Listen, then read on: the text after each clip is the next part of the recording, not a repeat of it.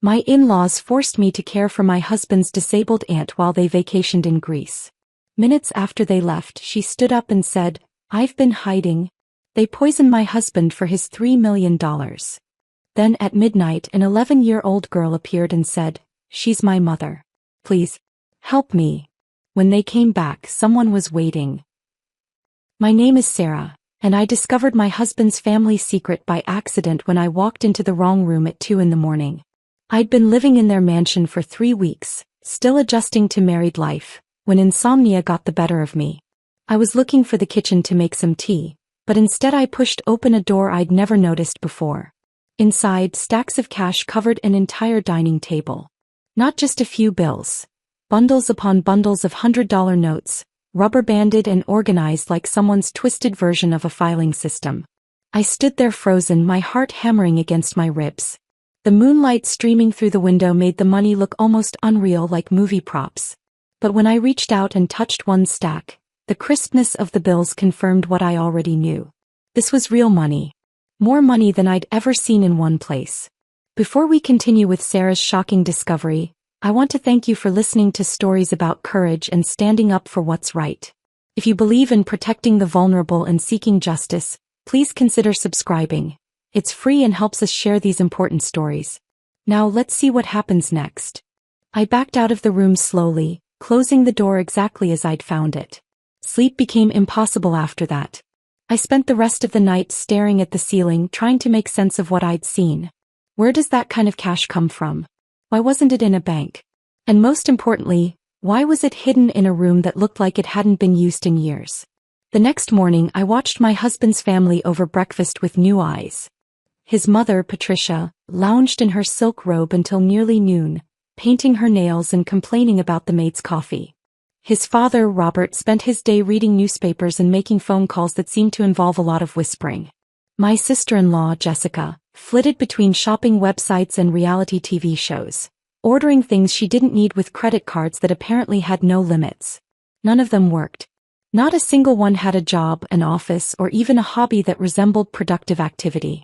Yet they lived like royalty in a house that could have been featured in architectural magazines. I started asking innocent questions during dinner conversations. "So, Robert, what kind of business keeps you so busy?" I'd venture, trying to sound casual. His response was always the same vague smile and a subject change. "Oh, investments here and there. Nothing too exciting for a lovely new bride to worry about." Patricia would jump in immediately. "Sarah dear, you should focus on settling in. Maybe redecorate the guest room? Or plan a nice dinner party for Robert's associates." They kept mentioning these mysterious associates, but I never saw anyone who looked like a business partner. The only visitors were well-dressed men who came at odd hours, stayed for brief meetings behind closed doors, and left without saying goodbye to anyone except Robert. I tried asking Jessica once while we were folding laundry. "Your family seems so successful. What's the secret?" She gave me a look that made my skin crawl. "The secret, Sarah, is knowing when to ask questions and when to keep your mouth shut. Smart wives learn that quickly." The warning was clear, but it only made me more curious. I began paying attention to the small details that didn't add up. The way conversations stopped when I entered rooms. The locked drawers throughout the house. Not just one or two but dozens of them. The fact that mail was always collected by Robert personally, never left for anyone else to sort through. Then there were the phone calls. I'd hear Robert's voice drifting from his study, but the conversations were always in code. "The package arrived safely. The arrangement is proceeding as planned. Our friend is satisfied with the results." These weren't the kind of calls you'd expect from someone managing legitimate investments. The most disturbing part was how they treated Aunt Margaret. She sat in her wheelchair in the corner of the living room most days, barely acknowledging anyone around her. The family acted like she was a piece of furniture, something to be moved when convenient and ignored otherwise. "Don't bother talking to her," Patricia told me during my first week. "Margaret's mind isn't what it used to be. She just sits there lost in her own world." It's actually quite sad, really. But I noticed things about Margaret that the others seemed to miss. Her eyes weren't vacant at all.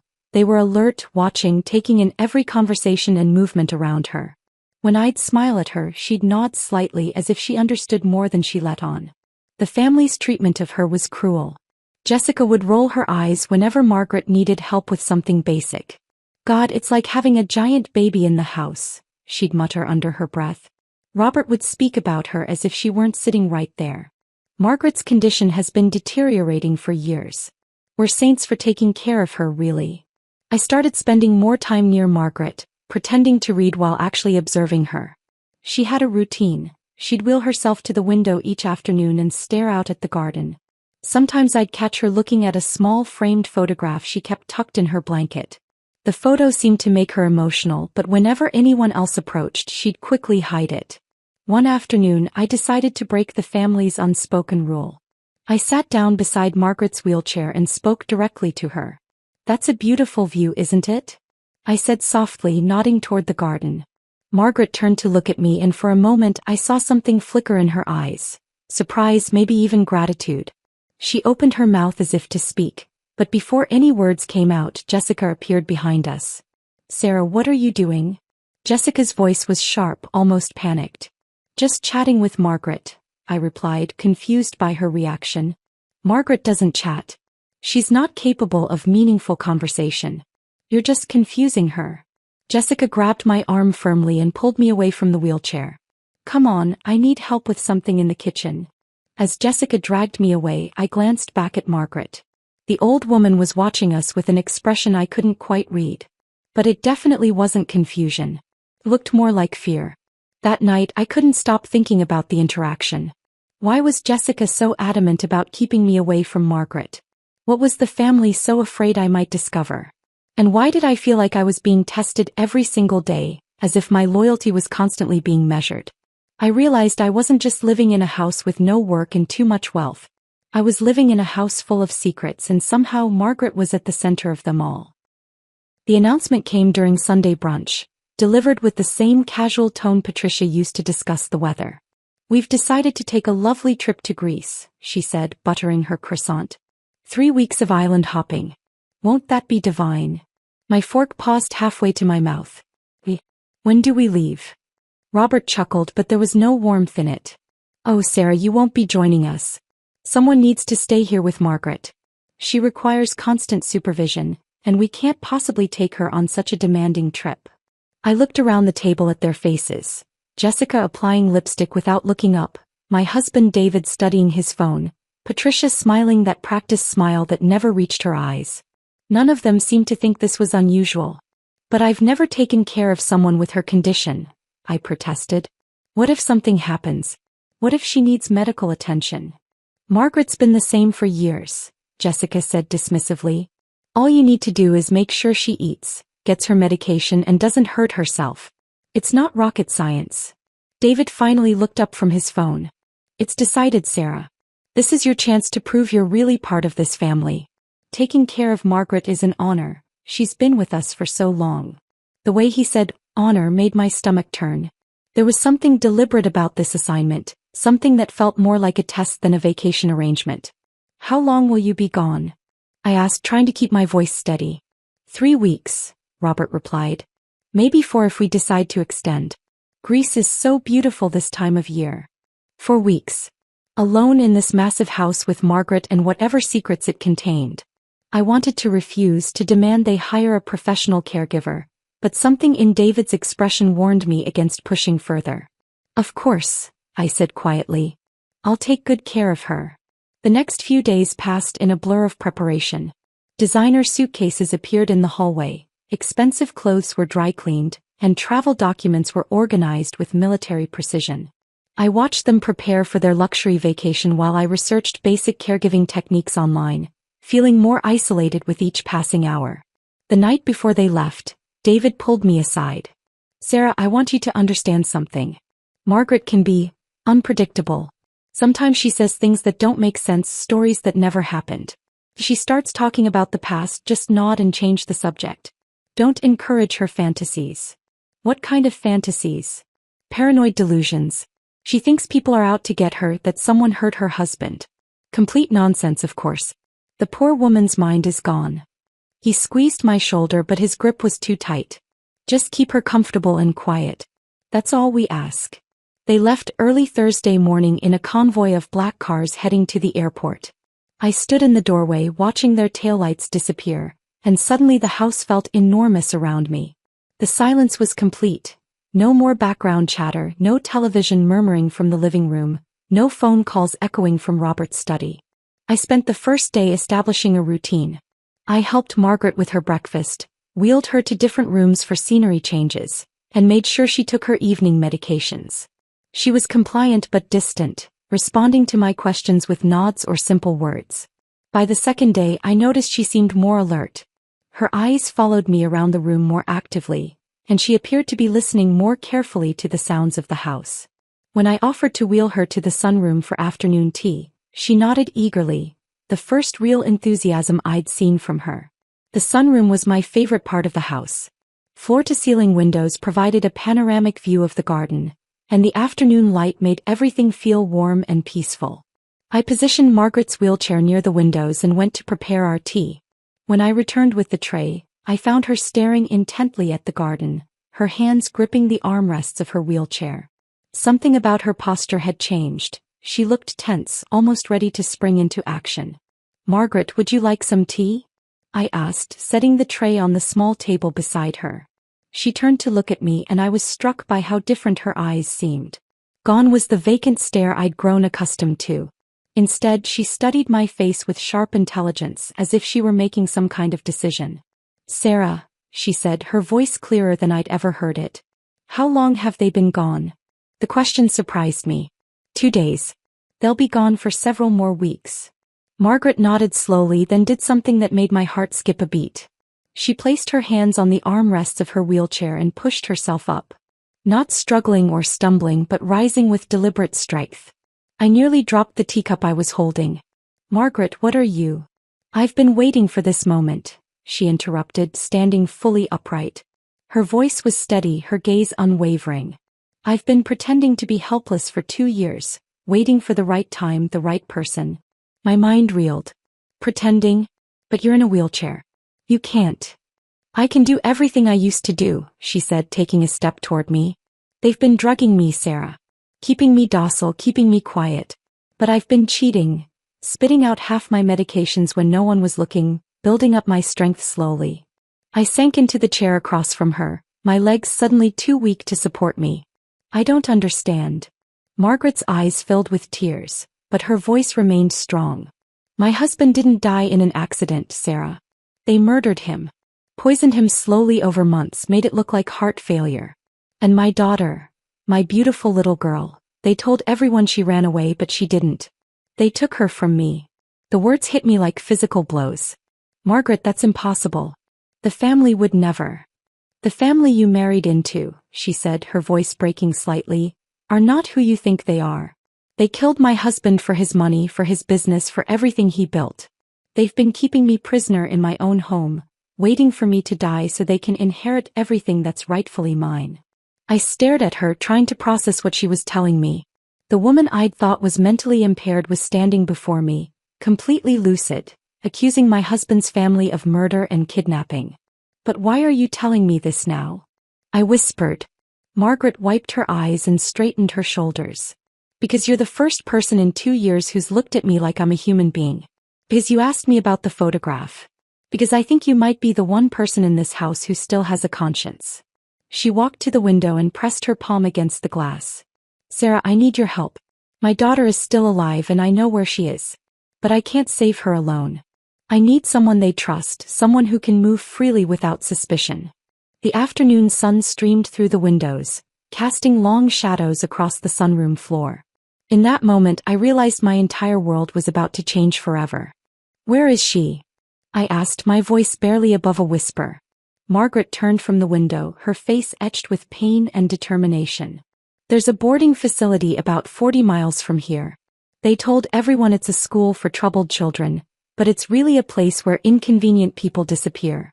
They've been keeping her there, telling her I'm dead, telling her she has no family left." My mind struggled to process this information. "But how do you know she's still?" A soft knocking interrupted my question. Not the front doorbell, but a gentle tapping that seemed to come from the garden gate.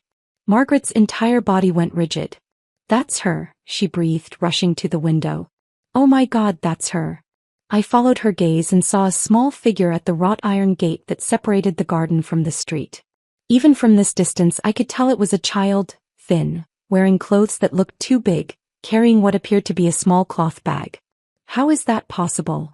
I stammered, but Margaret was already moving toward the door. I've been leaving messages, she explained quickly as we hurried through the house. Hidden notes in places only she would know to look. I never thought she'd actually find a way to escape. We reached the front door and Margaret paused, her hand on the handle. Sarah, once I open this door there's no going back. If you help us, you'll be going against everything your husband's family stands for. They'll never forgive you. I thought about David's cold instructions, about the locked drawers and hushed conversations, about the stacks of money I'd found in that hidden room. Open the door. The child standing at our gate was breathtakingly beautiful despite her obvious exhaustion. Dark hair hung in tangled waves around a face that was unmistakably Margaret's. The same intelligent eyes, the same delicate bone structure. Her feet were bare and dirty, her clothes were wrinkled as if she'd slept in them, and she clutched a small bag against her chest like a lifeline. When she saw Margaret, her composure crumbled. "Mama," she whispered, the word breaking on a sob. "Emma," Margaret cried, dropping to her knees and pulling the child into her arms. "My sweet girl, my brave girl. How did you find me?" I stood watching their reunion, tears streaming down my face. Emma looked so small in her mother's embrace, but there was a strength in the way she held on, as if she'd been preparing for this moment for years.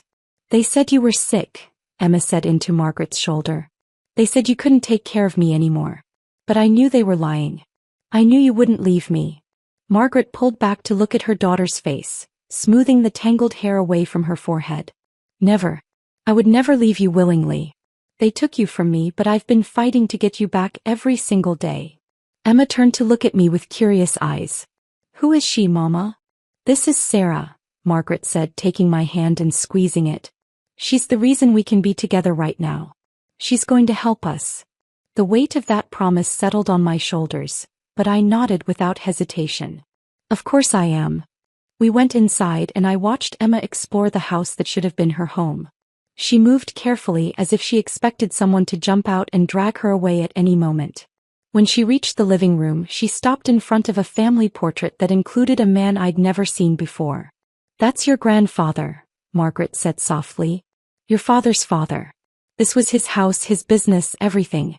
It all belongs to you now." Emma traced the man's face in the photograph with one small finger. "The people at the school said I didn't have any family left. They said I was alone." "You were never alone," Margaret assured her. "I've been here waiting, planning. And now we're going to make sure they can never separate us again." That evening, after Emma had eaten her first real meal in what seemed like months, Margaret began showing us the evidence she'd been collecting. She led us to the study, moving with the confidence of someone who knew every inch of the house. "Robert thought he was so clever," she said, pulling books from a shelf to reveal a hidden compartment. "But this house has been in our family for generations. I know every secret passage, every hiding place." Inside the compartment were manila folders, photographs, and what looked like legal documents. Margaret spread them across the desk with shaking hands. "This is Harold's will," she explained, holding up a thick document. "My husband's will. It clearly states that everything goes to Emma when she turns 18, with me as trustee until then. But somehow, a different will appeared after his death, one that left everything to his loving family, and made no mention of Emma at all." I studied the documents, comparing signatures and dates. Even to my untrained eye, something looked wrong about the second will. Margaret pulled out a small recording device that looked ancient but functional. I recorded some of their conversations before they started drugging me heavily. "Listen to this." She pressed play and Robert's voice filled the room, clear and cold. "The old man finally died. Thank God that heart medication worked faster than we expected. Now we just need to deal with the girl." Jessica's voice responded, "The school will keep her quiet. No one's going to believe a traumatized child over us." Emma gripped my hand tightly as she listened to these strangers discussing her father's death and her own fate with casual cruelty. "There's more," Margaret said, fast-forwarding through the recording. "They talk about forging documents, about paying off officials, about making me disappear permanently once Emma turned 18 and they could claim her inheritance outright. The tape played David's voice next. Sarah doesn't suspect anything. She's too naive to be a problem. We'll keep her around until this all blows over, then figure out what to do with her. My husband's casual dismissal of me stung, but it also clarified something important. I wasn't part of their family, I was just another obstacle to be managed. That night I couldn't sleep. I walked through the halls of the mansion seeing everything differently now. The expensive artwork on the walls, the imported furniture, the crystal chandeliers, all of it purchased with stolen money, built on murder and lies.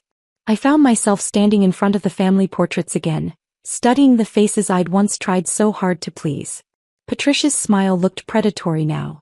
Robert's confident pose seemed arrogant rather than distinguished. Even David looked like a stranger, cold and calculating in a way I'd somehow missed before. Emma appeared beside me in the hallway, unable to sleep either. "They look scary in the dark," she whispered. "They are scary," I admitted. "But they're not going to hurt you anymore. I promise." She slipped her small hand into mine.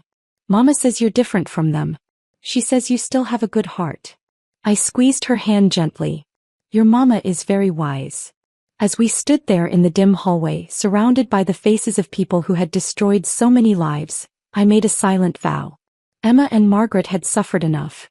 Tomorrow we would start fighting back. The morning light filtered through the kitchen windows as I made breakfast for 3 people instead of 2. Emma sat at the counter, swinging her legs and watching me scramble eggs with the fascination of someone who hadn't seen normal family routines in years. Margaret moved around the kitchen with renewed energy, no longer pretending to be helpless. "We can't stay here much longer," Margaret said quietly, glancing toward the windows as if expecting to see the family's cars pulling up the driveway.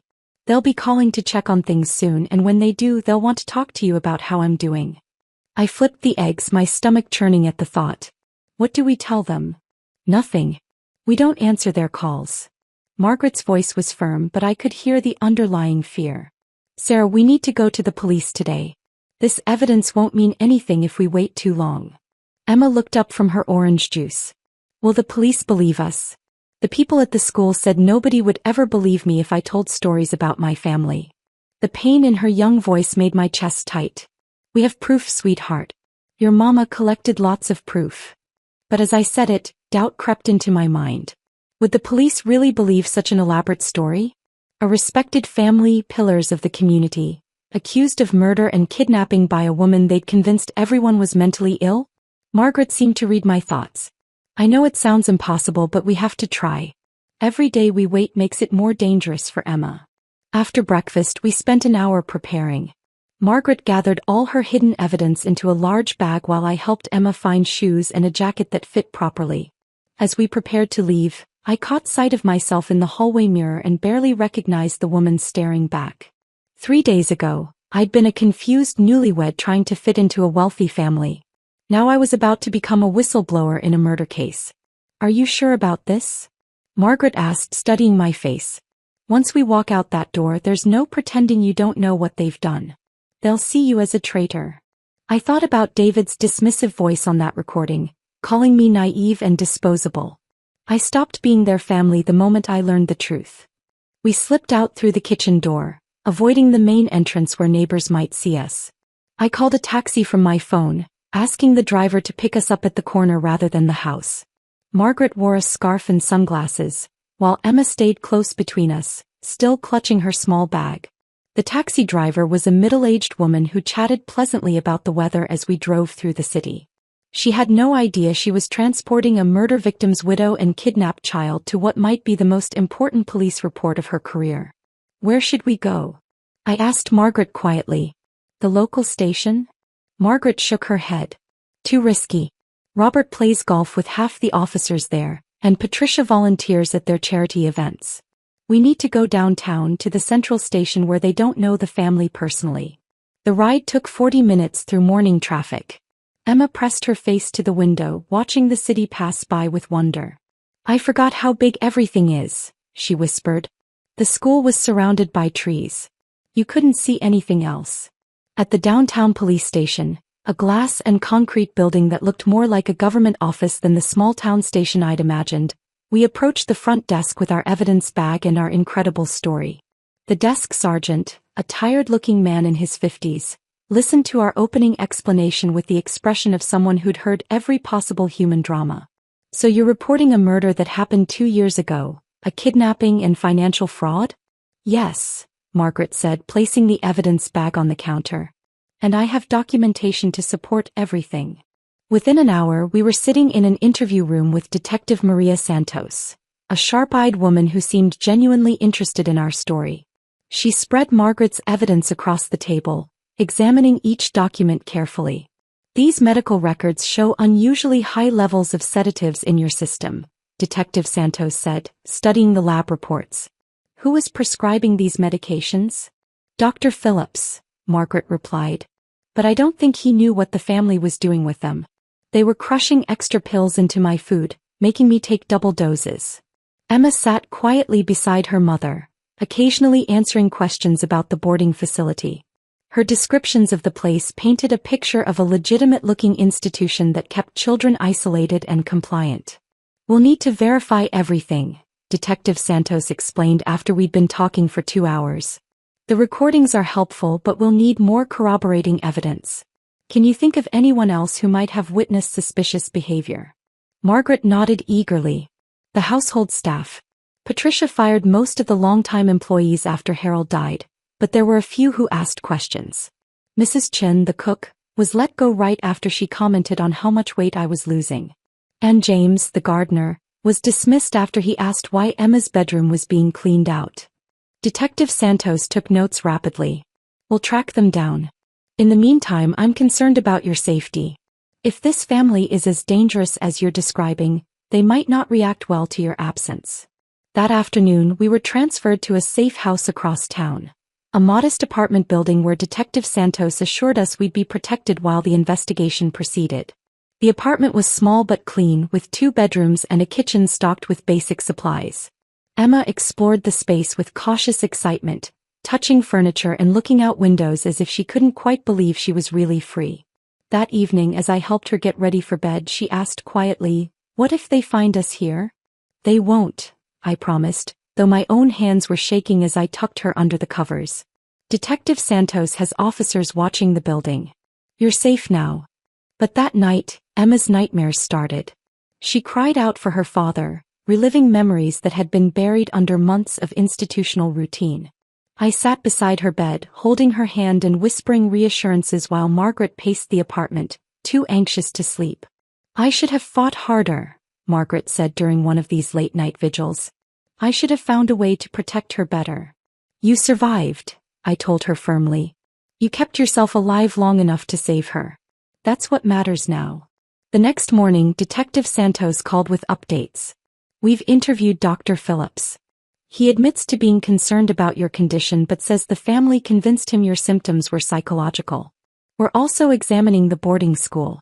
Several staff members are willing to talk about unusual financial arrangements."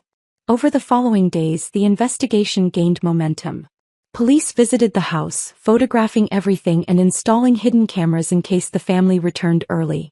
They interviewed former employees who confirmed suspicious activities and strange behavior from the family after Harold's death.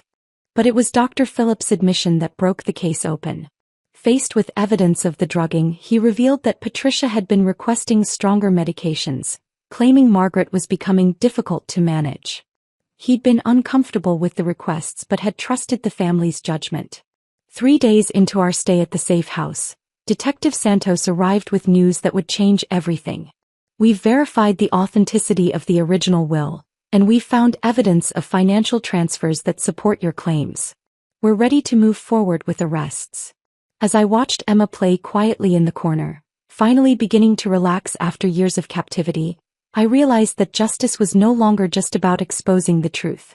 It was about giving this brave little girl the chance to grow up free, and giving Margaret the peace she'd been denied for so long. The family would be returning soon, expecting to find their compliant daughter-in-law caring for their drugged prisoner. Instead, they would find something they'd never planned for: consequences. Detective Santos called me on Tuesday morning with barely contained excitement in her voice. "Their flight lands at 3:47 p.m. today. We'll be waiting." I stood at the safe house window, watching Emma draw pictures at the kitchen table while Margaret folded the few clothes we'd gathered. For 5 days, we'd existed in this strange limbo, waiting for the other shoe to drop. Now it was finally happening. Will we have to testify? Margaret asked, overhearing the conversation. Eventually, but for now just stay here and stay safe. We have everything we need for the arrests. As the afternoon wore on, I found myself glued to the local news website, refreshing it every few minutes. At 4:15 p.m., the first report appeared: multiple arrests at International Airport in inheritance fraud case. By 4:30 there was video. I watched my husband's family emerge from customs, tanned and relaxed, pulling expensive luggage and chatting among themselves. Patricia wore a flowing white dress and oversized sunglasses, looking every inch the wealthy matriarch returning from a European vacation. Robert had his arm around David's shoulders, probably sharing some story from their trip. Jessica trailed behind, scrolling through her phone and looking bored. They had no idea what was coming. The arrest happened fast. One moment they were walking through the terminal like they owned the world, and the next they were surrounded by officers. The camera caught the exact moment Patricia's face changed from casual confidence to shock, her mouth forming a perfect O of surprise. Robert tried to maintain his dignity, straightening his shoulders and demanding to know what this was about. But his voice, even through the grainy airport footage, sounded strained and uncertain. David's reaction hit me the hardest. My husband, soon-to-be ex-husband, looked around frantically as the handcuffs clicked into place, his eyes wide with genuine panic. For a split second I almost felt sorry for him. Then I remembered his voice on Margaret's recording, calling me naive and disposable. Jessica was the one who broke down completely. She started crying immediately, her composed facade cracking like cheap paint. The cameras caught every moment of her dramatic collapse, and part of me wondered if even her tears were calculated for public sympathy. The evening news coverage was extensive. Channel after channel picked up the story, each adding their own dramatic flair. Prominent local family accused of murder and fraud. 2-year investigation exposes inheritance scheme. Kidnapped child reunited with mother after years in captivity. Watching it all unfold on television felt surreal. These people I'd lived with, eaten meals with, tried so hard to please. They were now the lead story on every local newscast, their mugshots displayed like common criminals. Emma climbed onto the couch beside me during the 6 o'clock news. They look different now, she observed quietly. He was right. Without their expensive clothes and perfect makeup, without the backdrop of their mansion and luxury cars, they looked ordinary. Smaller somehow. The powerful family that had terrified us for so long suddenly seemed pathetic. My phone started ringing that evening. First it was my own family, shocked by the news reports. Then friends from college who'd seen my name mentioned in connection with the case. Each conversation was awkward and exhausting. "How could you not know?" my sister asked during one particularly difficult call. "You lived with them, Sarah. How did you miss all the signs?" How could I explain that I had seen signs but I'd been taught to ignore them? That questioning the family's wealth and behavior had been discouraged from day one? That I'd been so desperate to belong somewhere that I'd willingly turned off my instincts? The calls I dreaded most came on Wednesday. David calling from jail, his voice hollow and desperate. "Sarah, please. You have to come see me. This is all a misunderstanding. That woman, Margaret, she's sick. She's making everything up because she's bitter about Harold's death." I listened to him lie with the same smooth confidence he'd always used, and felt nothing but disgust. "Stop calling me David. You're my wife. You can't just abandon me because of some ridiculous accusations. I need you to hire a lawyer to help me fight this." "I'm not your wife anymore," I said quietly and hung up. The next day my lawyer served him with divorce papers. David's response came through his attorney. Threats about what would happen if I didn't reconsider, promises that I'd regret betraying the family, warnings about how difficult he could make my life. But his threats felt empty now. What could he do to me from a jail cell? What power did his family have when their assets were frozen and their reputation was destroyed? The media attention intensified as more details emerged. Former employees came forward with stories they'd been afraid to tell before.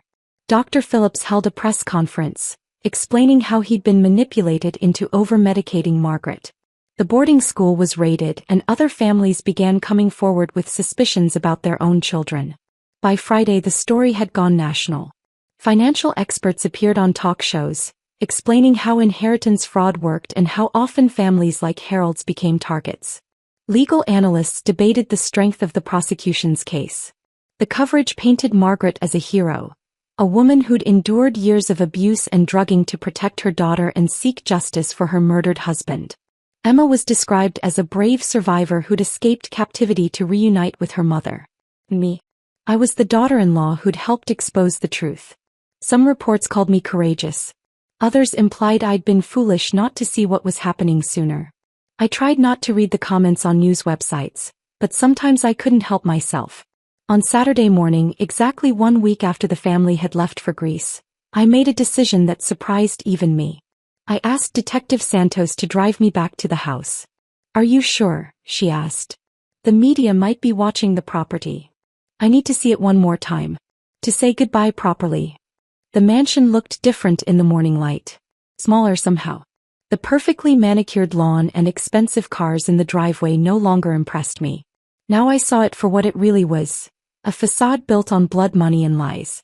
I stood at the front gate, running my fingers along the iron bars that had once seemed so grand. Everything about this place had been designed to intimidate and impress, to make people like me feel grateful just to be included. "Sarah." I turned to find Margaret walking toward me from the detective's car.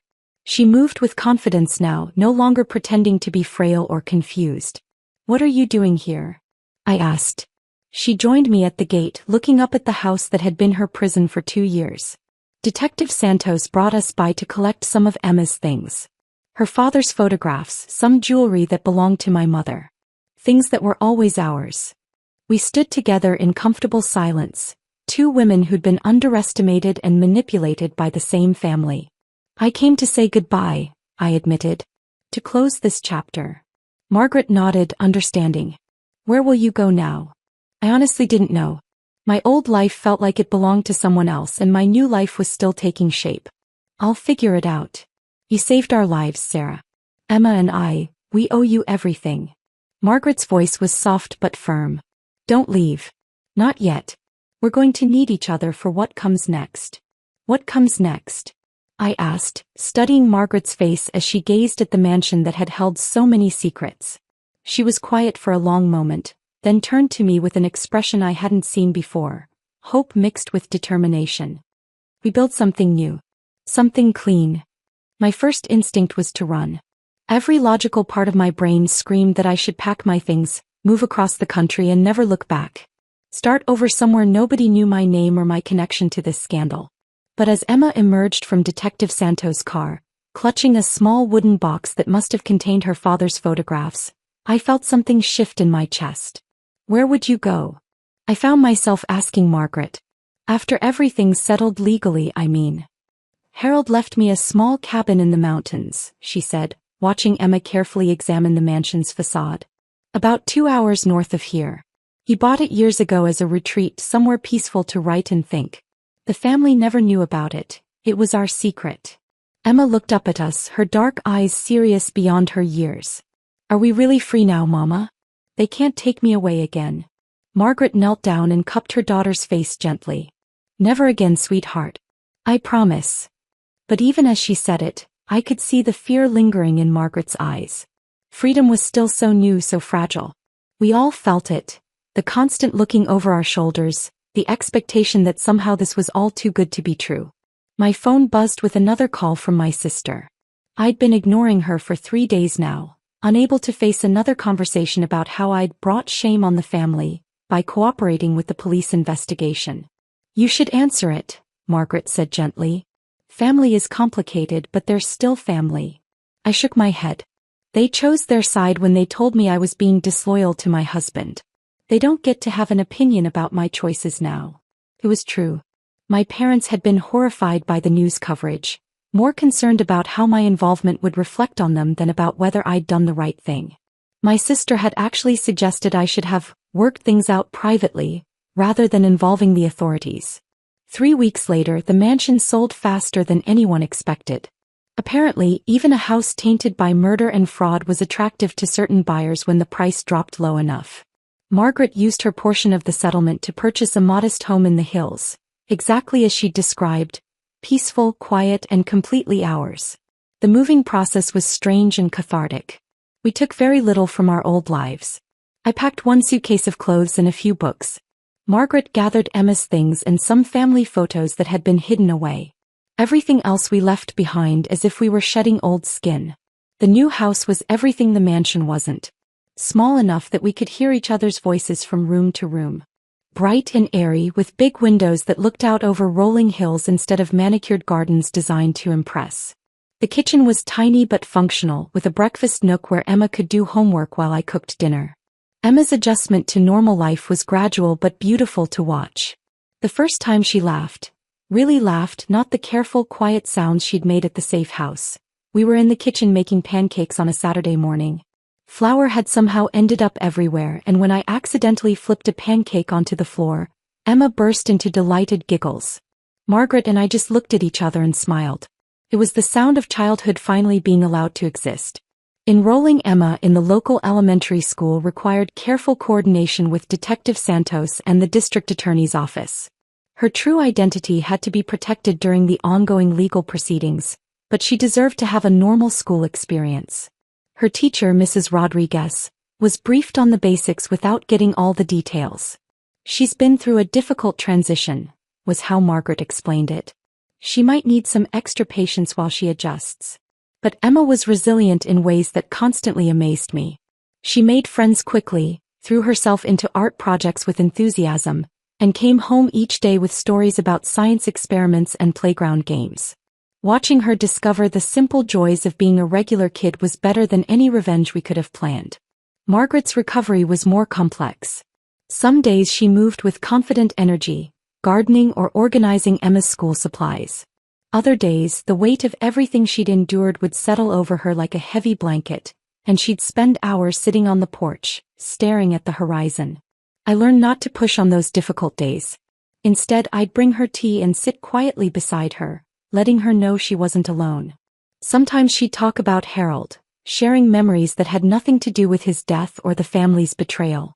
Stories about their early marriage, about Emma as a toddler, about dreams they'd shared for the future.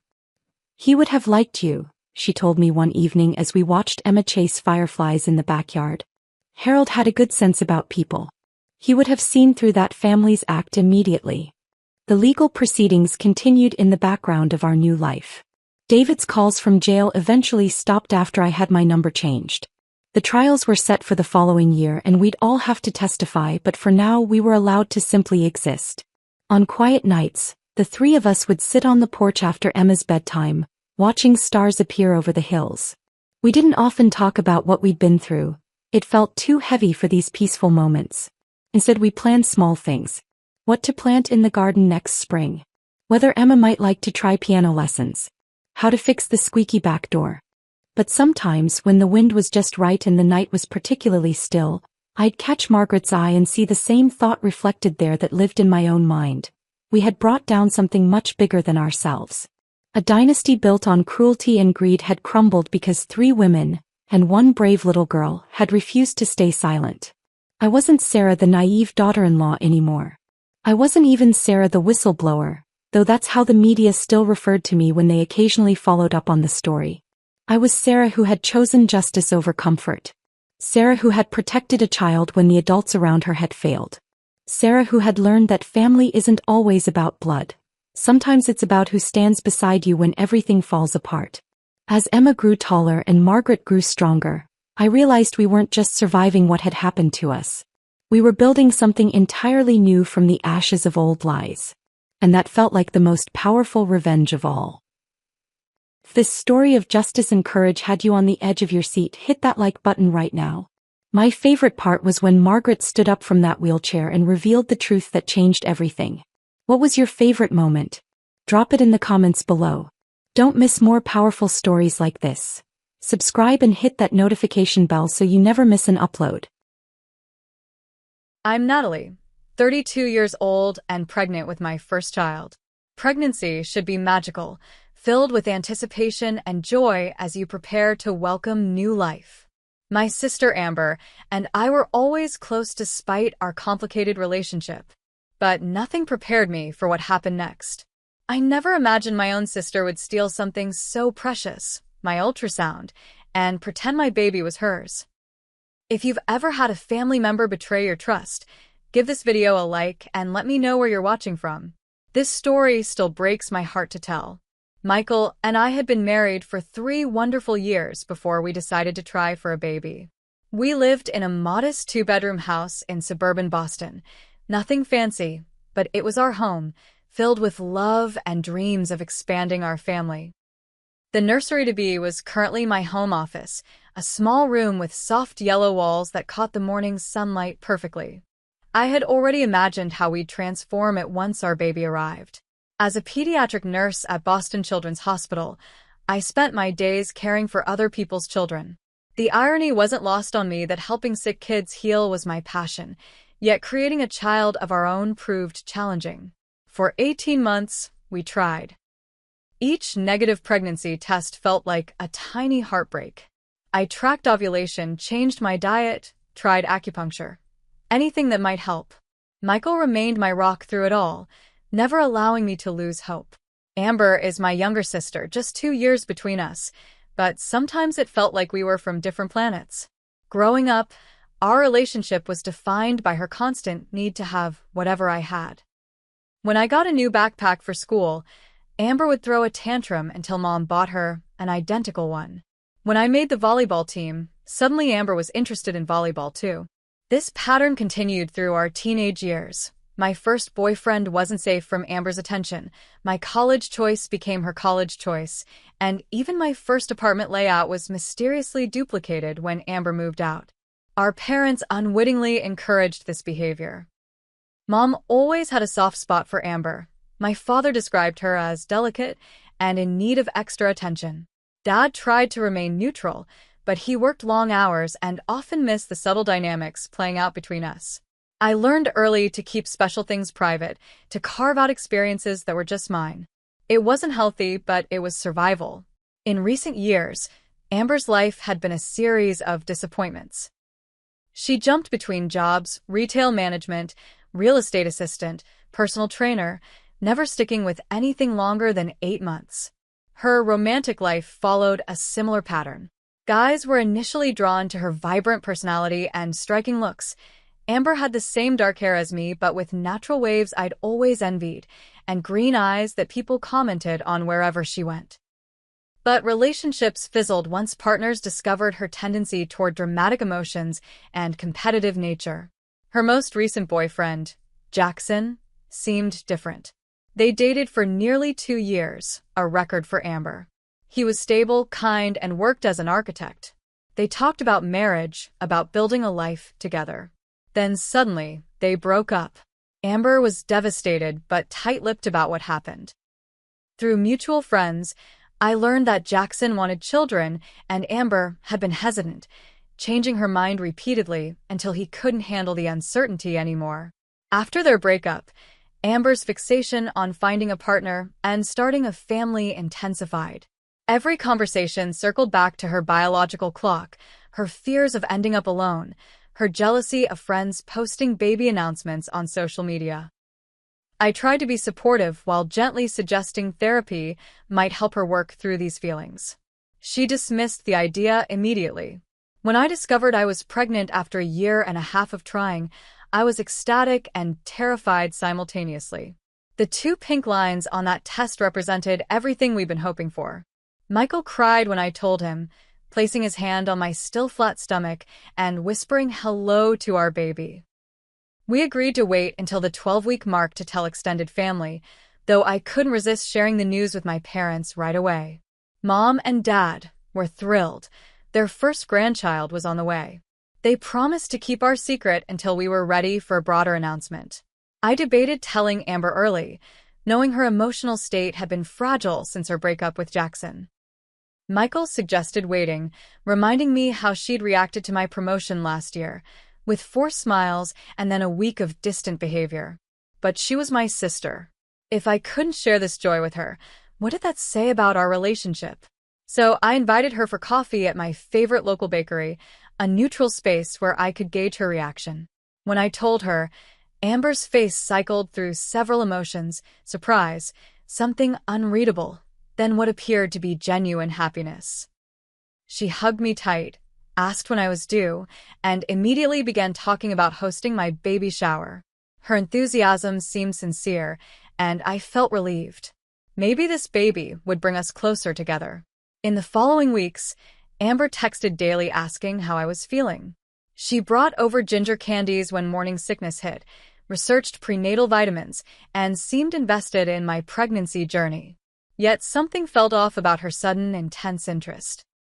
The questions became increasingly specific about my doctor's appointments, the exact dates of ultrasounds, which hospital I deliver at.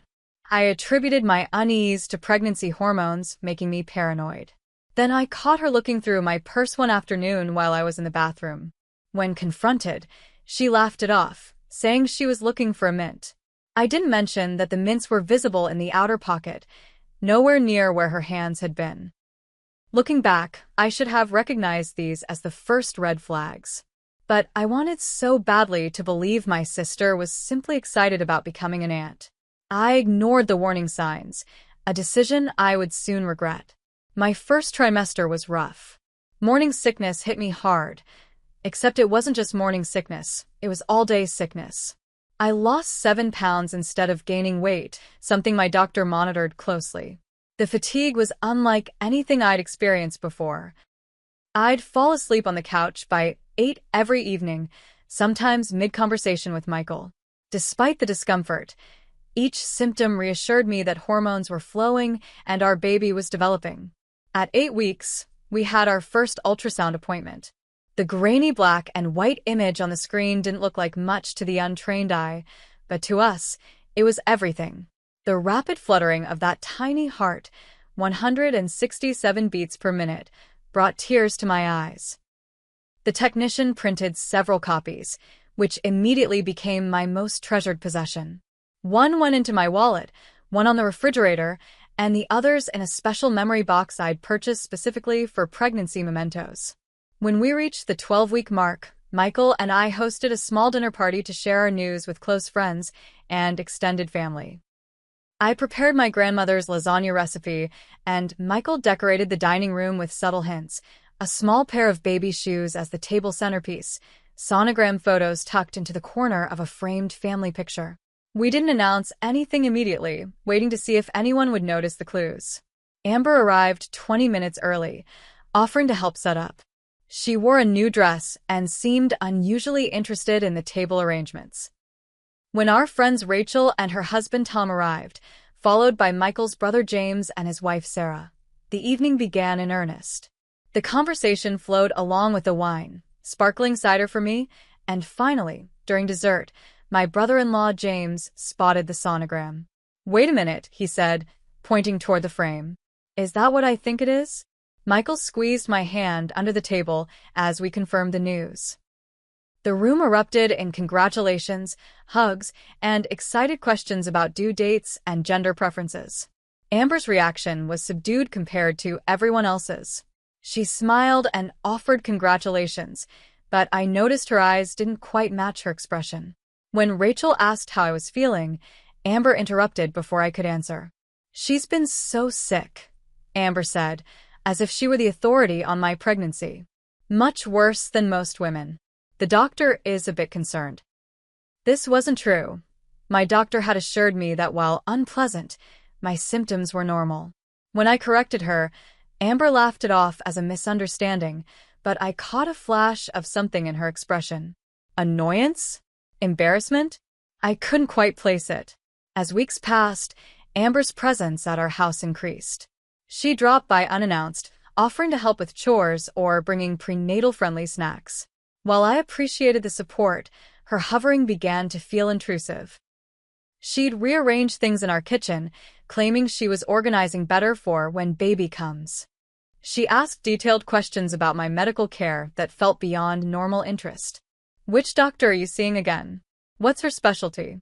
Does she have hospital privileges at both Mercy and General, or just one? What time are your appointments usually scheduled for?" Michael started expressing concern about Amber's overly involved behavior. "It's like she's the one having the baby," he commented one night after she'd left. Did you notice how she corrected you about your due date? As if you wouldn't know when your own child is due. I brushed off his concerns, attributing Amber's behavior to excitement about becoming an aunt. But deep down, something felt wrong. The sister who had always competed with me was now intensely focused on my pregnancy, almost as if she were studying it. At 16 weeks, I posted our first social media announcement, a simple picture of Michael and me holding the ultrasound image with a caption, "Baby Wilson, arriving August 2025. Comments flooded in from friends and colleagues, offering congratulations and well wishes. Amber's comment stood out. "I know exactly how you're feeling right now. Such a special time." The wording struck me as odd. How could she know exactly how I was feeling? As my second trimester progressed, I began to show. The small bump became impossible to hide, and I embraced it, finally feeling like my pregnancy was real and visible to the world. I started a private online journal documenting each milestone, each flutter and kick. I recorded waist measurements, symptoms, and emotions, creating a keepsake for our child someday. My 20-week anatomy scan was a highlight, the detailed ultrasound showing perfect little fingers and toes, spine and organs developing right on schedule. We decided to learn the baby's sex, overjoyed to discover we were having a little girl. The technician printed several images, including a 3D rendering that clearly showed her facial features. These precious photos joined the others in my memory box, which I kept on my bedside table. A week later, I noticed the box had been moved slightly. The ribbon I'd unconsciously wrapped a certain way was tied differently. When I opened it, everything seemed to be there, but something felt off about the arrangement. I mentioned it to Michael, who suggested I might have moved it while dusting. Pregnancy brain was real. We joked I'd already forgotten appointments and misplaced my keys more in the past few months than in the previous year. Around this time, Amber's behavior shifted again. She began canceling our plans together, claiming work was busy or she wasn't feeling well. Our usual Sunday brunch tradition fell by the wayside. She remained engaged via text, always asking for updates about the baby, but in-person meetings became rare. When I asked if everything was okay, she assured me she was just giving me space to rest and prepare for motherhood. I didn't realize then that her absence wasn't about giving me space at all. Amber was busy constructing an elaborate deception that would nearly destroy our family. At 24 weeks pregnant, I'd settled into a comfortable routine. My energy had returned, the nursery was coming together, and we'd begun childbirth classes at the local hospital. Life felt good, challenging but good. Michael had been promoted at work, which meant longer hours temporarily but better paternity leave when the baby arrived. We were making it work, tackling this new chapter together. One Saturday morning, while organizing the nursery closet, I decided to look through my memory box, wanting to compare my 20-week ultrasound with the 24-week images we'd just received. As I sorted through the photos, a cold realization hit me. One of the 3D ultrasound images from the 20-week appointment was missing. I emptied the entire box, searching frantically, but it wasn't there. I called for Michael, who helped me search the bedroom, thinking it might have fallen out. We checked under the bed, in drawers, between books on the nightstand, nowhere. I tried to remember the last time I'd looked through the box. Amber had visited 3 days ago, bringing a baby blanket she'd found at a boutique. She'd been alone in our bedroom for a few minutes when I answered a phone call. "You don't think?" Michael started, then stopped himself. "No," I said firmly. She wouldn't. I tried to dismiss the thought, but a knot formed in my stomach. I texted Amber casually, asking if she'd seen the ultrasound photo when she was over. She replied quickly, too quickly, denying she'd been in the bedroom at all during her visit. This was an obvious lie. I'd walked in and found her looking at the framed photos on our dresser. 2 days later, my friend Rachel called, her voice bubbling with excitement. "I can't believe you didn't tell me Amber is pregnant too. This is amazing. Cousins will be the same age. When is she due?" My blood ran cold. "What are you talking about? Amber isn't pregnant." Rachel's confusion was evident, but she just announced it on Instagram yesterday. She posted an ultrasound picture and everything. She's having a girl too, due in August. I assumed you knew. My hands shaking, I thanked Rachel and hung up. I immediately opened Instagram, where Amber's post awaited at the top of my feed. There it was, my missing ultrasound image with the caption, "Overjoyed to announce baby girl Thompson coming August 2025. Jackson and I couldn't be happier to start our family together." The post included hashtags about rainbow babies and miracles after struggling. The room spun around me. Jackson, her ex-boyfriend, was tagged, though he hadn't responded or liked the post. The ultrasound image was unmistakably mine, the same one missing from my memory box. The due date she claimed was mere days from my actual due date. I called Amber immediately, my heart pounding. She answered cheerfully, as if nothing was wrong. "How could you?" I managed to say, my voice barely a whisper. "That's my ultrasound, Amber. My baby." "What are you talking about?" she replied, her tone defensive. "I'm pregnant too, Natalie. I know it's hard for you to not be the center of attention for once, but you could at least be happy for me. I've been trying to get pregnant for 18 months. You broke up with Jackson weeks ago." "This is impossible. We got back together," she snapped. "It happened fast, yes, but these things happen. I'm hanging up now. Your jealousy is really disappointing." Before I could respond, she ended the call. I sat frozen, staring at my phone. Within minutes, my parents called, thrilled about Amber's news. They gushed about having 2 grandchildren arriving at the same time, how special it would be for our family. I couldn't bring myself to tell them the truth, not over the phone, not when they sounded so happy. Michael was furious when he came home and learned what had happened. He wanted to call my parents immediately to confront Amber publicly.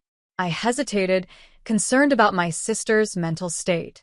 What would drive her to such an elaborate lie? Part of me worried that publicly exposing her would push her over some edge. "She stole our baby's image, Natalie," Michael said firmly. "She's pretending your pregnancy is hers. This isn't just weird, it's disturbing." He was right, of course.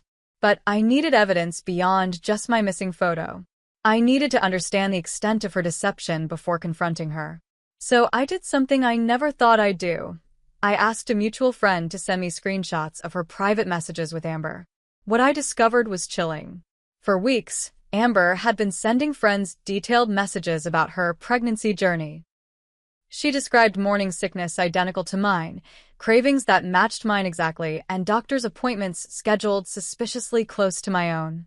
She'd even told people she was seeing my obstetrician, Dr. Levine, though she claimed to be at a different office location.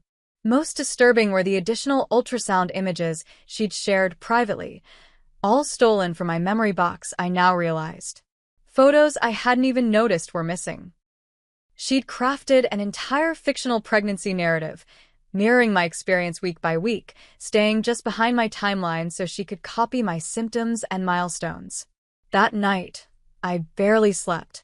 The betrayal cut deep, but beyond my own hurt, I worried about Amber. This wasn't normal jealousy or attention-seeking behavior. This was something far more concerning. What would happen when August arrived and she had no baby to present? How far would she take this charade? The following weeks brought a surreal escalation to Amber's deception. At 26 weeks pregnant, I attended a family dinner at my parents' home, dreading the inevitable confrontation with Amber. When she arrived, I froze in disbelief.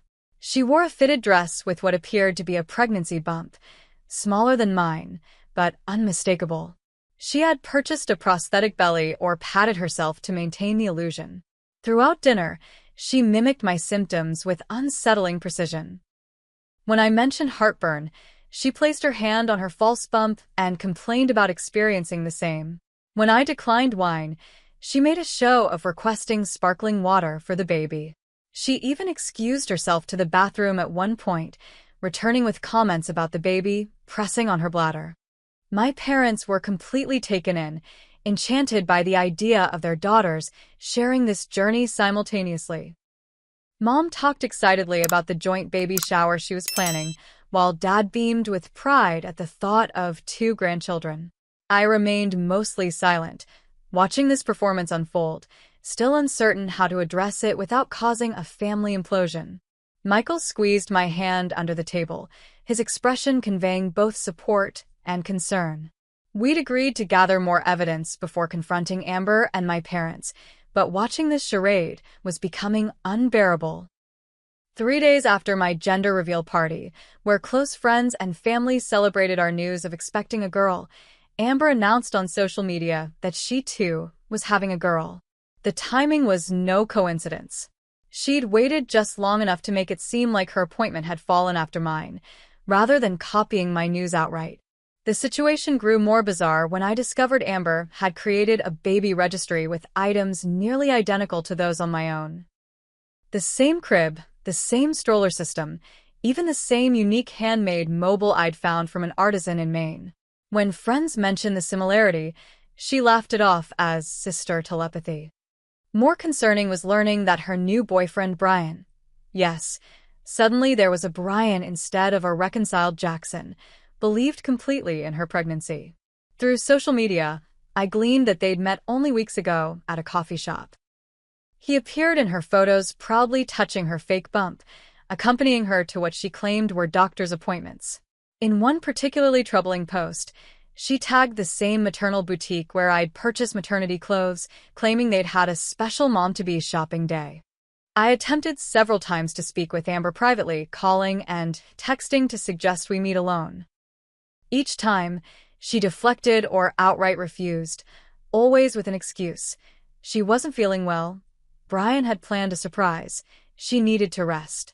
When I drove to her apartment unannounced one afternoon, she refused to open the door, texting that she was following doctor's orders to reduce stress. Finally, I convinced her to meet at our parents' house, thinking a neutral location might help. This proved disastrous. When I calmly presented the evidence, the stolen ultrasound images, the copied timeline, the impossibility of her pregnancy given her recent relationship status, she erupted in tears. Between sobs, she accused me of trying to ruin her happiness out of jealousy. My parents, witnessing this breakdown, immediately rushed to comfort her. "Natalie, how could you say such things?" my mother demanded, her arm around Amber's shoulders. "Your sister is pregnant. Why would she lie about something so important? Because she's done this before," I countered, my voice rising despite my efforts to stay calm. "She's always wanted what I have. But this time it's gone too far. You've always been jealous of your sister's happiness," my father said, his disappointment evident. "I thought you'd grown out of this competition." I was stunned into silence. Somehow, I had become the villain in this scenario. Amber continued to sob dramatically, while shooting me triumphant glances when our parents weren't looking. Michael, who had remained silent until this point, finally spoke up. "With all due respect," he said firmly, "Amber stole our ultrasound images. We have proof. She's lying to everyone, including Brian. This isn't healthy, and enabling it isn't helping anyone." My parents dismissed his concerns as loyalty to me, suggesting we leave to let Amber rest.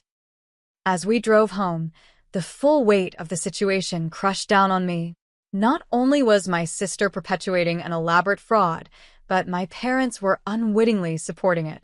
Worse, they now viewed me as the problem. The stress began affecting my actual pregnancy.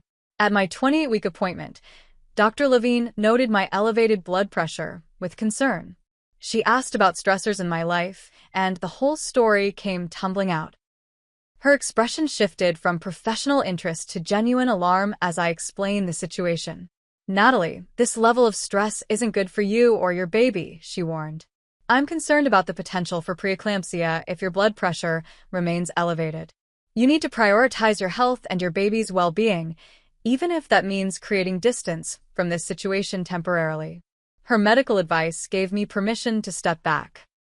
Michael and I agreed to limit contact with my family until after the baby arrived, focusing instead on preparing for our daughter's birth in a positive environment. We changed our phone numbers, adjusted privacy settings on social media, and informed close friends about the situation, asking them not to share our personal information or updates. During this period of limited contact, Michael took it upon himself to reach out to Jackson, Amber's ex-boyfriend, whom she initially claimed was her baby's father. Jackson confirmed they hadn't spoken in months, let alone reconciled. He was shocked to hear about her pregnancy claims and expressed concern about her mental state. Armed with this additional confirmation, I compiled all evidence. Timestamps on my original ultrasound images, medical records confirming my appointments, screenshots of Amber's posts, testimonies from friends about her contradictory statements. I hoped this documentation would eventually help my parents understand the gravity of the situation. Meanwhile, Amber's deception continued to escalate. She began borrowing my maternity clothes from our parents' house, where I'd stored some items from my first trimester. She posted photos wearing my distinctive blue maternity dress, the one Michael had given me for our anniversary. She copied my pregnancy workout routine, my nutritional choices, even the books I'd mentioned reading about childbirth. The breaking point came when Amber announced on social media that her due date was August 12th, the exact date Dr. Levine had confirmed for my delivery. No longer was she maintaining even the pretense of a different timeline. She had fully co-opted my pregnancy as her own, down to the very day our daughter was expected to arrive. As my third trimester progressed and the reality of impending motherhood set in, I struggled to balance preparing for our baby with the ongoing family drama. The nursery was ready, hospital bags packed, birth plan finalized, all the practical aspects were in order. But the emotional toll of Amber's deception and my parents' misplaced support weighed heavily on me. How would we navigate family visits after the birth? Would Amber maintain her charade even then? How would she explain her own lack of a baby when August 12th arrived? These questions would be answered sooner than I expected, and in a way none of us could have anticipated. At 32 weeks pregnant, Dr. Levine referred me to a maternal-fetal medicine specialist for additional monitoring due to my persistent high blood pressure. The appointment was scheduled for a Tuesday morning at Boston Maternal Care, a practice affiliated with the hospital where I planned to deliver. Michael took the morning off work to accompany me, both of us anxious about what the specialist might say. The evening before the appointment, I received a text from Rachel that made my heart drop. Just heard Amber talking about her appointment with a specialist tomorrow at Boston Maternal Care. Weird coincidence, right? No coincidence at all. Somehow, Amber had learned about my referral and scheduled her own appointment at the same practice, likely on the same day. Rather than alert the doctor's office about the situation, Michael and I made a decision. We would allow events to unfold naturally. If Amber had indeed made an appointment using false pretenses, medical professionals would quickly identify the deception. We arrived at the office 15 minutes early, checking in and taking seats in the waiting room. I felt strangely calm, as if we'd reached a turning point where truth would finally prevail. 20 minutes later, Amber walked in with Brian. She faltered momentarily upon seeing us, but quickly recovered, plastering on a smile and approaching. "What a coincidence," she exclaimed, her voice artificially bright. "They referred me to a specialist too. Blood pressure issues run in families, I guess." Brian smiled politely, extending his hand to Michael. He appeared genuinely excited, his hand protectively placed on Amber's lower back. I felt a pang of sympathy for him, an innocent bystander about to have his world upended. "How far along are you now?" he asked me conversationally. 32 weeks, I replied, watching Amber's expression carefully. "Us too," she jumped in before Brian could respond. "Due August 12th. The receptionist called my name before I could respond, and Michael and I were escorted to an exam room. The specialist, Dr. Patterson, was thorough and kind, reviewing my history and performing an ultrasound to check on the baby. Everything looked good despite the blood pressure concerns, and she prescribed modified bed rest and additional monitoring for the remainder of my pregnancy. As we finished the appointment, Dr. Patterson mentioned casually, "I see your sister is also pregnant and has an appointment today. Twins run in families, but shared due dates are quite the coincidence." I exchanged glances with Michael before responding carefully. "Yes, quite the coincidence." Dr. Patterson must have sensed something in my tone, because she paused, looking at me more intently. "Is everything okay between you two? Family support is important during pregnancy." I hesitated, then decided honesty was necessary. "Doctor, my sister isn't actually pregnant. She's been pretending, using my ultrasound images and copying my pregnancy timeline. I believe she may have made this appointment under false pretenses." Dr. Patterson's expression shifted from confusion to concern. "I see. This is unusual. I can't discuss another patient with you, of course, but I appreciate you sharing this information. Patient safety is our priority." We left the exam room and headed toward the exit, passing the waiting area where Brian sat alone, scrolling through his phone. Amber must have been called in for her appointment. Part of me wanted to leave immediately to avoid the inevitable confrontation, but Michael squeezed my hand, and we took seats across from Brian, waiting. 30 minutes later, we heard raised voices from down the hallway. A door opened, and Amber's voice became clearly audible, high-pitched and frantic. "You don't understand.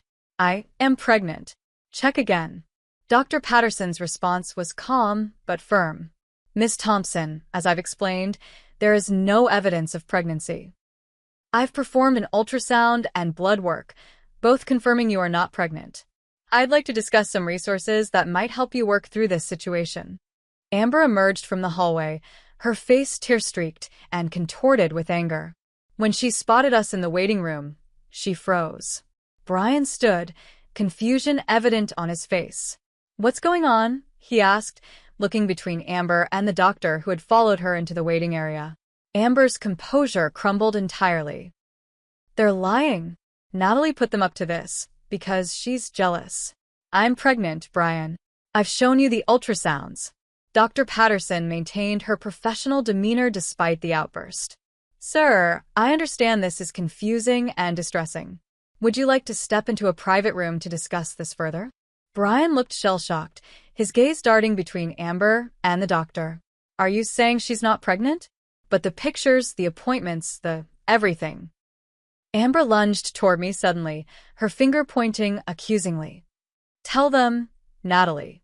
Tell them I'm pregnant too. Why are you doing this to me?" A security guard appeared, summoned by the receptionist who had triggered a silent alarm. The situation was escalating rapidly, with Amber becoming more hysterical by the moment. Despite everything she'd put me through, watching my sister's public breakdown was heartbreaking. This wasn't the resolution I'd wanted. "I think we should call your parents," I said quietly to Amber. "And maybe a therapist." "I don't need a therapist," she screamed, drawing attention from everyone in the waiting room. "I need people to stop lying about me." Brian had backed away, the reality of the situation clearly dawning on him. "The ultrasound in your apartment," he said slowly. "It has Natalie's name on it, doesn't it?" "I never looked closely, but it's there." Amber's expression crumpled, the last vestiges of her deception falling away. "I was going to have a baby," she whispered. "I was supposed to have one by now. Jackson left because I couldn't commit to having children, but then when I was ready, he was gone. It's not fair that she gets everything. It's never been fair." The raw pain in her voice pierced through my anger. This wasn't just jealousy or attention-seeking behavior. My sister was deeply unwell, caught in a delusion that had spiraled far beyond her control. Dr. Patterson spoke gently to Amber. "Let's find you a quiet place to sit down. Would you like me to call someone for you? A mental health professional could be helpful right now." Amber's response was to sink to the floor, sobbing uncontrollably. The security guard and a nurse helped her to a private room, while Dr. Patterson spoke quietly with Brian, who looked completely overwhelmed by the revelation. "I only met her 8 weeks ago," I overheard him say. "She told me she was already pregnant when we met, that the father wasn't in the picture. I had no idea. None of it was real." His shock quickly turned to anger. He approached me before leaving, his expression a mixture of embarrassment and rage. "Did you know she was doing this the whole time? Why didn't anyone stop her?" "We tried," Michael explained. "Her family believed her over us." Brian shook his head in disbelief. "Tell her not to contact me again." "I can't, this is too much." With that, he walked out, another casualty of Amber's elaborate deception. The clinic staff contacted my parents, explaining that Amber needed immediate support. They arrived 30 minutes later, confused and concerned. The doctor took them aside for a private conversation, presumably explaining the situation. When they emerged, my mother was crying, and my father looked ashen. For the first time, they saw the reality of what had been happening. Their younger daughter hadn't been experiencing a miracle pregnancy alongside her sister. She had fabricated an entire false narrative, complete with stolen medical images and a prosthetic belly. Their perfect vision of dual grandchildren arriving together shattered in an instant. As Amber was sedated and prepared for transport to a psychiatric evaluation, my mother approached me tentatively. "Natalie, I don't understand. How did we not see this?" It wasn't the time for recriminations or "I told you so" moments. My sister needed help, and my parents needed support adjusting to this shocking reality. Despite everything, they were still my family. "We'll figure it out," I said, placing a hand on my very real pregnant belly. "But first, Amber needs professional help." The family that had fractured under the weight of an elaborate deception now faced a different challenge, helping one daughter through a mental health crisis while supporting another through the final weeks of pregnancy. As we left the medical office that day, nothing was resolved, but at least the truth was finally out in the open. The days following the doctor's office revelation were chaotic and emotionally draining. Amber was admitted to the psychiatric unit at Boston General Hospital for evaluation and treatment. The initial diagnosis was severe depression with psychotic features, complicated by what the psychiatrist described as factitious disorder, the medical term for fabricating illness or, in this case, pregnancy.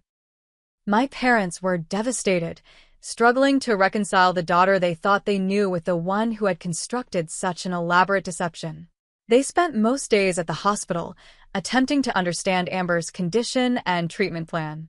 Mom called me nightly with updates, her voice hollow with exhaustion and guilt. "The doctor says she's been having these thoughts for months," she told me one evening. "Ever since Jackson broke up with her. She genuinely believed at some points that she was pregnant, that she deserved to be pregnant more than you." The unspoken question hung between us. How had they missed the signs? How had they enabled her behavior to reach this breaking point? A week after Amber's hospitalization, the hospital arranged a family therapy session with Amber's treatment team. Michael offered to come with me, but I decided to attend alone with my parents. This was something the three of us needed to address together before bringing partners into the conversation. The session was brutal in its honesty. Amber, heavily medicated but lucid, sat across from us in a conference room, a social worker and psychiatrist facilitating the discussion. She looked smaller somehow, the false confidence stripped away along with the prosthetic pregnancy belly she'd been wearing. "I want to understand why," I said when given the opportunity to speak. "Not just why you pretended to be pregnant, but why my pregnancy specifically. Why steal my ultrasound? Why copy my due date?" Amber stared at her hands for a long moment before answering. "Because you always get everything first," she finally said, her voice barely audible. "You got married first, you got pregnant first. You're the nurse saving children while I can't even keep a job for a full year. Mom and Dad are always so proud of you." "That's not true," my mother interjected. "We've always been proud of both our girls." The therapist raised a hand gently. "Mrs. Wilson, please let Amber express her feelings without contradiction. These are her perceptions, whether or not they align with your intentions." Amber continued, her words gaining strength. "When you announced your pregnancy, it was like something broke inside me. Jackson left because I couldn't decide about having children, and then suddenly you're having one, and everyone's so excited. I felt invisible. I thought if I was pregnant too, people would see me again. But then it wasn't enough to be pregnant. I needed to have what you had, the same due date, the same gender, the same experience." The psychiatrist explained that Amber's behavior reflected deeper issues than simple jealousy. Years of comparison, perceived favoritism, and recent relationship trauma had culminated in this break from reality. The fake pregnancy became a way to secure love and attention she felt she was missing, while simultaneously attempting to reclaim a sense of identity separate from being Natalie's sister. My parents were forced to confront their role in the dynamic. Dad admitted he'd often compare us growing up, usually favoring my achievements because they were more conventional and easier to understand. Mom acknowledged treating Amber as more fragile, creating a self-fulfilling prophecy where Amber never developed resilience. For my part, I recognized how I'd withdrawn over the years, protecting myself from Amber's competitive nature rather than addressing it directly. In trying to avoid conflict, I'd helped maintain an unhealthy pattern. The session ended with no neat resolution, just a commitment to continued therapy and honest communication. As I prepared to leave, Amber asked if she could speak to me alone for a moment. The therapist approved and my parents stepped out. "I'm sorry," she said simply. "I know that doesn't fix anything, but I am sorry." I nodded, unable to offer forgiveness just yet, but acknowledging her apology. Get better, Amber. That's what matters now. Making the difficult decision to create distance from Amber during her treatment was necessary for my health and my baby's. Dr. Patterson had been clear. My blood pressure remained concerning, and stress was a significant factor. Michael and I agreed that while I would remain informed about Amber's progress, direct contact would be limited until after our daughter's birth. This decision created additional tension with my parents, who struggled to divide their attention between their hospitalized daughter and their pregnant one. They seemed to expect me to visit Amber regularly, to participate actively in her recovery despite my own precarious health situation. "She's asking about you," Mom would say during our phone calls. Just a short visit would mean so much to her. Michael finally intervened after one particularly upsetting call left me in tears. He phoned my parents directly, explaining in no uncertain terms that my health and our baby's well-being had to be the priority. "Natalie will be there for Amber when she can," he told them. "But right now, she needs to focus on bringing your grandchild safely into the world. That has to be enough." His firmness created a boundary my parents reluctantly respected, though the underlying tension remained. They visited us less frequently, divided between hospital visits with Amber and preparations for their grandchild. When they did come over, conversations felt strained, important topics avoided in favor of superficial discussions about nursery colors and baby clothes. The impact on our extended family varied widely.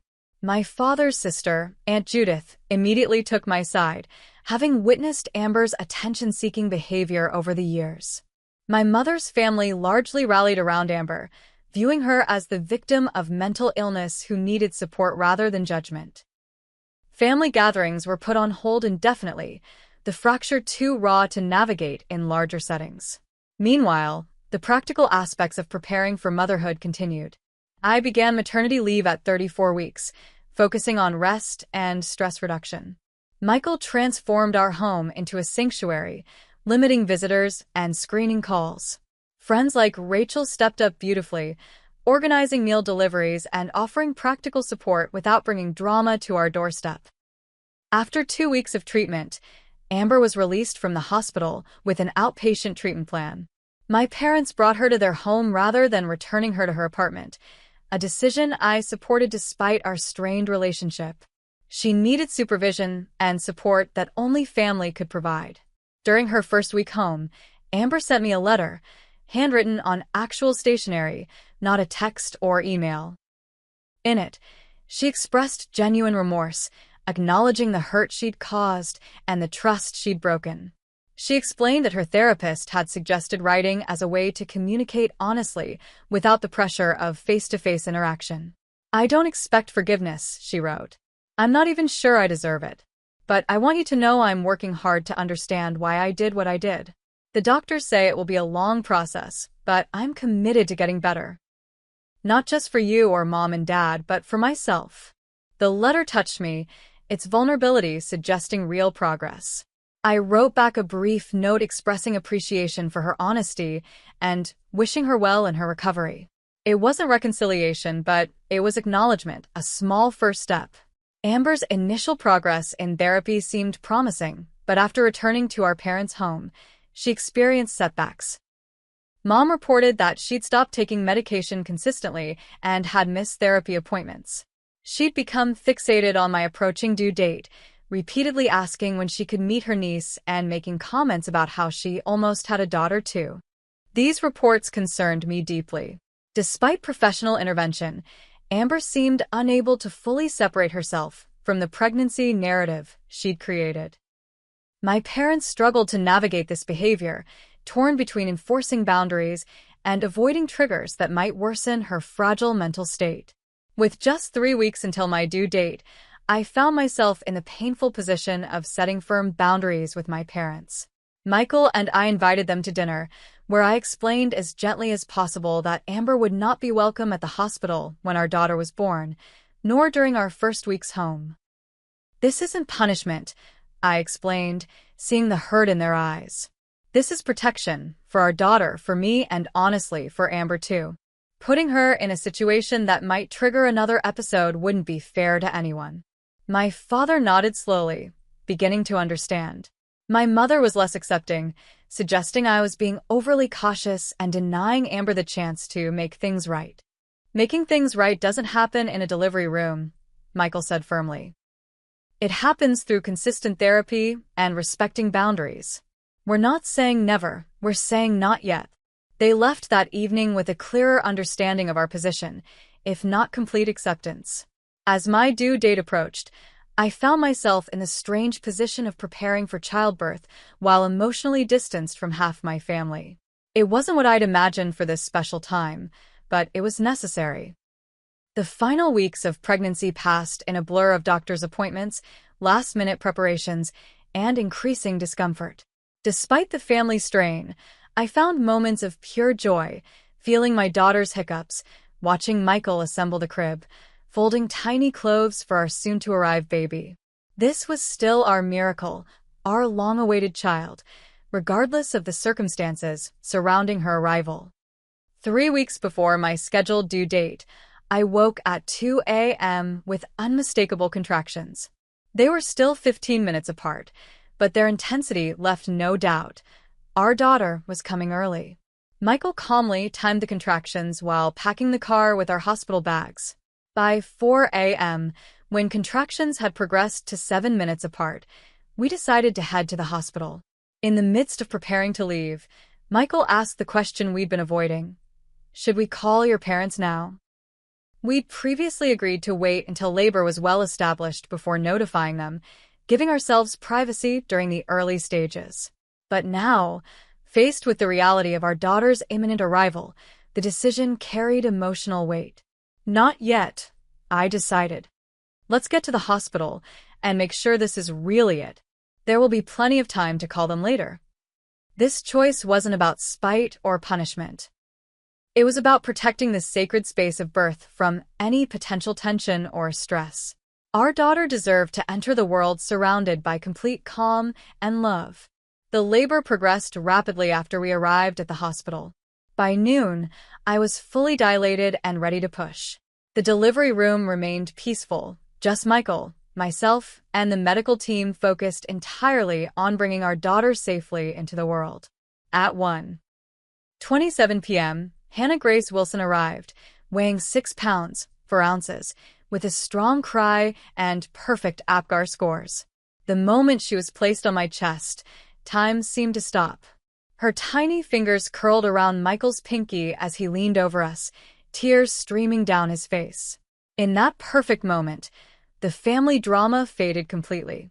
This was all that mattered. Our daughter, healthy and beautiful, finally in our arms after so many months of anticipation. It wasn't until 3 hours later, when we'd been moved to a recovery room and had our first attempts at breastfeeding, that Michael gently reminded me about calling my parents. I nodded, suddenly eager to share our joy despite the complicated feelings. My father answered on the second ring, his voice casual, until I shared our news. His immediate joy quickly gave way to hurt when he realized we'd been at the hospital for hours without telling them. "Why didn't you call us when you went into labor?" he asked, the pain evident in his voice. "We needed this time, Dad," I explained gently. "Just the 3 of us, without any complications. But we want you and Mom to come meet her now, if you'd like." They arrived 45 minutes later, my mother's eyes red from crying, Whether from joy about her granddaughter or hurt about being excluded from the birth, I couldn't tell. But when Hannah was placed in her arms, everything else seemed to disappear. My father stood beside her, one hand on my mother's shoulder, the other gently touching Hannah's dark hair. "She's perfect," Mom whispered. "Absolutely perfect." The unspoken question hung in the air. Where was Amber? I answered before they could ask. "I think it's best if Amber waits a bit before meeting Hannah. Just until we're home and settled. I hope you understand." To my surprise, they both nodded without argument. Perhaps the reality of holding their actual grandchild had clarified things for them in a way our conversations hadn't. "Amber's having a difficult day anyway," my father said quietly. "This news, it might be better to ease into it." Their visit was brief, but healing in its way. As they prepared to leave, my mother hugged me tightly, whispering, "I'm sorry we didn't believe you. About everything." "I'm so sorry, Natalie." It wasn't a complete resolution, but it was a start, an acknowledgement of how their actions had contributed to the painful situation. The first 3 months with Hannah were a beautiful blur of sleepless nights, newborn snuggles, and adjusting to our new reality as parents. Michael took extended paternity leave, creating a protective bubble around our little family as we found our footing. My parents visited regularly, always respectful of our boundaries, never pushing for Amber to be included before we were ready. Through them, I received updates about Amber's progress. She had returned to consistent therapy, found a medication regimen that seemed to help, and had begun a part-time job at a local bookstore. She no longer spoke about her fictional pregnancy and had deleted all social media accounts to focus on her recovery without digital distractions.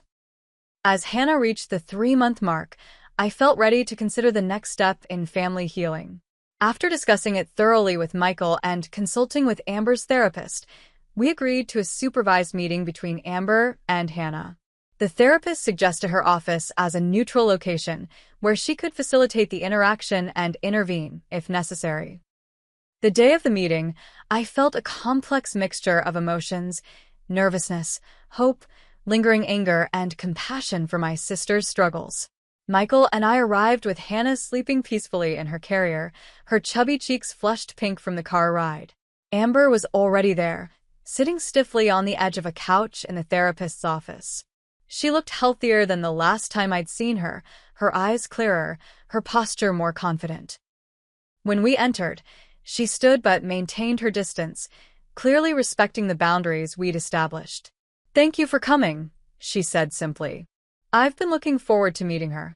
The therapist guided us through the interaction, suggesting I hold Hannah while Amber sat nearby, allowing the baby to become accustomed to her presence. As Hannah woke and began to look around curiously, Amber's reserved demeanor softened. "She has your eyes," she observed quietly. "The same shape." After some time, I asked if she'd like to hold her niece.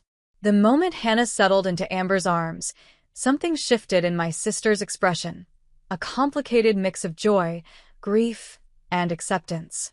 "I'm so sorry, Natalie," she said, looking up from Hannah's face to meet my eyes directly. "What I did was unforgivable. I tried to steal something that wasn't mine to take, not just the ultrasound pictures, but your experience, your joy. I convinced myself I deserved it more, that somehow your pregnancy was unfair to me. I see now how sick that thinking was." Her acknowledgement, delivered while holding the very real result of my pregnancy, struck me deeply. This wasn't the defensive sister I'd known, but someone who had confronted her own demons and emerged with painful self-awareness.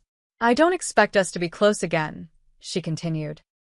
"But I hope someday Hannah can know me as her aunt, not as the person who did this terrible thing." Motherhood had changed my perspective on many things, including forgiveness. The fierce love I felt for Hannah made me understand both the depth of Amber's pain and the importance of healing family wounds if possible. Not for my sake or even for Amber's, but for Hannah, who deserved to know her family, the healthy, healing versions of them. "It will take time," I said honestly. "Trust rebuilds slowly. But we're here today, and that's a start." Over the following months, Our parents worked diligently to rebuild their relationship with Michael and me. They acknowledged their role in enabling Amber's behavior over the years and committed to more balanced family dynamics moving forward. Family therapy continued, sometimes with all of us together, sometimes in various smaller groupings. The healing wasn't linear or complete. There were setbacks, moments when old patterns emerged, when trust wavered, when the hurt felt fresh again. But there was also progress. Amber maintained her treatment, developed healthier coping mechanisms, and gradually earned small measures of trust through consistent, respectful behavior. By Hannah's first birthday, we had established a new normal. Amber attended the small celebration, bringing an age-appropriate gift and interacting appropriately with her niece. She had begun dating again, this time with the support of her therapist to ensure she maintained healthy relationship boundaries. My parents had found their footing as grandparents, pouring their nurturing energy into Hannah rather than enabling unhealthy dynamics with their adult daughters. As for me, motherhood had taught me more about boundaries, forgiveness, and family than I ever expected to learn. The betrayal from my sister had cut deeply precisely because family has unique power to hurt us. But family also has unique capacity for healing when all parties commit to the difficult work required. Hannah will grow up knowing a version of our family that's healthier than the one that existed before her birth. Someday, when she's much older, she might learn the full story of what happened before her arrival. But more importantly, she'll know the story of how her family healed, imperfectly, gradually, but genuinely. If you've ever experienced a deep betrayal from a family member, I hope my story offers some comfort. The road to healing isn't quick or easy, but it is possible. Sometimes the people who hurt us the most can change, and sometimes the process of establishing boundaries actually leads to healthier relationships in the long run. Have you ever had to forgive someone who deeply betrayed your trust? Share your experience in the comments below. And if this story resonated with you, please like, subscribe, and share it with someone who might need to hear that family healing is possible, even after the most painful betrayals. Thank you for being part of this journey with me, and remember, protecting your peace isn't selfish, it's necessary.